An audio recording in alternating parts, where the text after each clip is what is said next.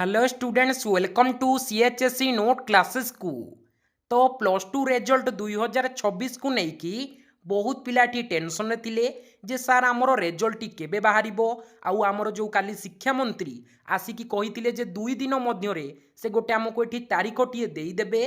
तो 2 दिन भी से टाइम नहीं नाहंती आज ही आसिकी से आमको एठी गोटे प्रॉपर तारीखटे देदेले ना आमर 20 तारीख अर्थात मे 20 जो रही आसंता 20 तारीख दिन आमर प्लस टू रिजल्ट प्रकाश पाइब। एटा पिला माने पूरा कन्फर्म आमर शिक्षा मंत्री निजे आसिक एटा घोषणा करिसंती आसंता 20 तारीख दिन आमर प्लस टू रिजल्ट एठी प्रकाश पाइब।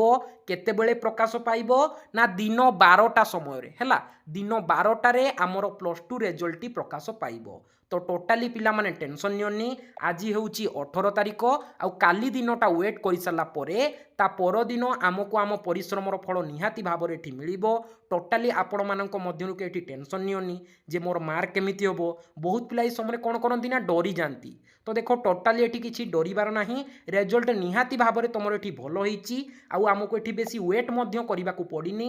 खूब जल्दी आमको एठी रिजल्ट देई दउछंती मे 20 तारीख जोटा कि आमे प्रेडिक्ट करथिले 21 नले 20 मु आपनको दीटी डेट देइथिली हैला 21 नले 20। तो देखो से आमको 20 तारीख दिन ही एठी रिजल्ट देबे।